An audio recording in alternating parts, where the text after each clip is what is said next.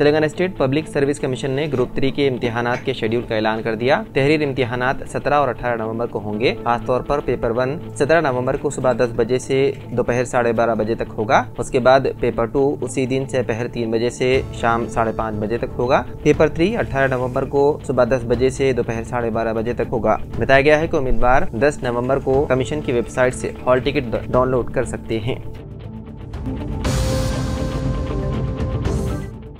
Maratha leader Manoj Jarange ने पीर को ऐलान किया है कि वो महाराष्ट्र असेंबली इंतखाबात नहीं लड़ेंगे। मनोज जारंगे ने जालना में कहा कि मराठा बरादरी के उम्मीदवारों को आज अपने कागजात नामजदगी वापस ले लेने चाहिए। उन्होंने कहा कि मराठा समाज के लोगों को अपने ज़मीर के मुताबिक फैसला करना चाहिए कि किसको जिताना है और किसे हराना है। मनोज जारंगे पाटिल ने पीर को जालना जिले में मीडिया से बात करते हुए बताया कि हम आज सुबह 3:30 बजे तक बातचीत कर रहे थे। हम अपने इत्तेहादियों के साथ इस इलेक्शन में दलित और मुस्लिम उम्मीदवार खड़े करने जा रहे थे, क्योंकि एक जात के दम पर इलेक्शन जीतना मुमकिन नहीं है। सियासत में हम नए हैं। अगर हम उम्मीदवार खड़ा करते हैं और वो हार जाते हैं तो ये हमारी ज़ात के लिए बाइस शर्म होगा। उन्होंने कहा, इसलिए मैं तमाम मराठा उम्मीदवारों से दरख्वास्त करता हूँ कि वो अपनी उम्मीदवारी वापस ले लें।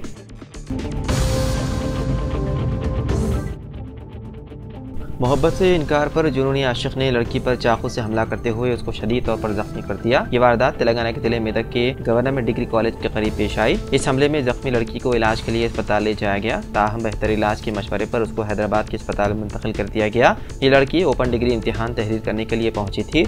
हमलावर की शनाख्त बेंगलुरु के रहने वाले चेतन के तौर पर की गई है, जो इस वारदात के बाद फरार हो गया। पुलिस ने सिलसिले में मामला दर्ज करके मुलजिम की तलाश शुरू कर दी। जख्मी लड़की ने कहा कि वो सोशल मीडिया पर मुलजिम के साथ राब्ते में थी। उसने अपने बयान में कहा कि मुलजिम ने उसकी मोहब्बत को कबूल करने के लिए इशरार किया। ताहम इनकार पर उसने चाकू से हमला कर दिया और फरार हो गया।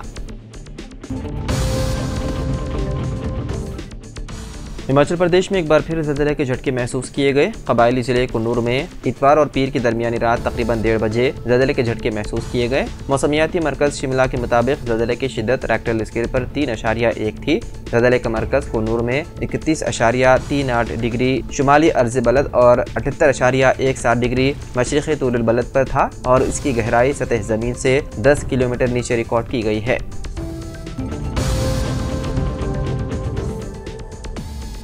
हैदराबाद मेट्रो ट्रेन में तकनीकी खराबी पैदा हो गई, जिसकी वजह से ट्रेनों की आमदरफ्त में खलल पड़ा।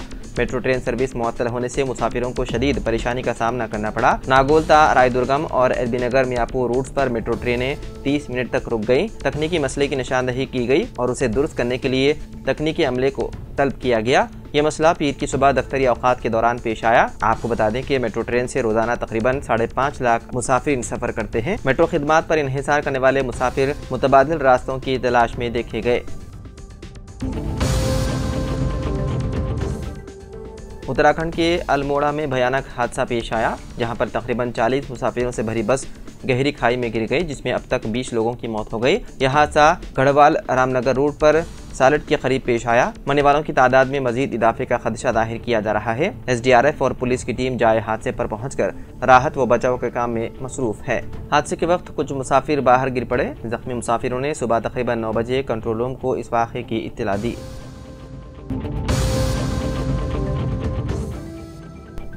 Hyderabad metropolitan water supply and sewerage board ने बकाया पानी के बिलों पर सूद की मुआफ़ी की स्कीम में तोसी की है, जिससे रिहायशों को जमाशुदा सूद के बोझ के बगैर वाजिबात की अदायगी के लिए इजाफी वक्त फराहम किया गया है। इब्तिदाई तौर पर यह तारीख 31 अक्टूबर को खत्म होने वाली थी। वन टाइम सेटलमेंट की आखिरी तारीख अब 30 नवंबर तक बढ़ा दी गई है, जिससे मजीद सारिफिन इससे फ़ायदा उठा सकते हैं। बताया गया है कि अक्टूबर के दौरान स्कीम मकबूल साबित हुई। तकरीबन 70,300 सारिफिन ने बकाया बिलों की अदायगी की। इस दौरान वाटर बोर्ड को 49 करोड़ रुपए की नुमाया आमदनी हुई, जबकि मजमूई तौर पर 17 करोड़ रुपए का सूद और जुर्माने मुआफ कर दिए गए।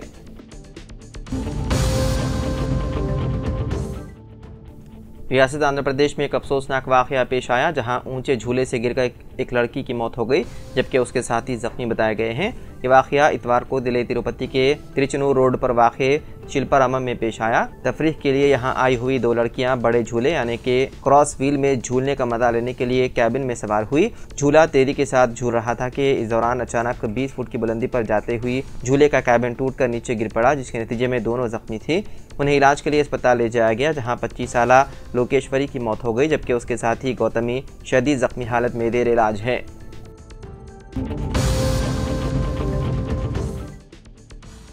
रियासत तेलंगाना के जिले निजामाबाद में एक अफसोसनाक वाक़या पेश आया। जिले के मुपल मंडल के मंचिप्पा में वाक़े तालाब में 2 नौजवान गर्क हो गए। तफसीलात के मुताबिक हैदराबाद के चंचलगुड़ा से ताल्लुक़ रखने वाले कुछ नौजवान मंचिप्पा में वाक़े दरगाह शरीफ की ज़ियारत के लिए गए हुए थे। कल बाद नमाज फजर और ज़ियारत के बाद नौजवानों ने तालाब में तैराकी का फैसला किया, ताहम बदकिस्मती से वो डूब गए। वाक़े के बाद मुक़ामी लोगों ने फौरी तौर पर अरकान ख़ानदान और पुलिस को इत्तला दी। गौताखोरों की मदद से सैयद याकूब नासिर नामी नौजवान की नाश की तलाश की गई। बाददा रेस्क्यू टीम ने दूसरी नौजवान सैयद वासिफ की नाश भी निकालने में कामयाबी हासिल की।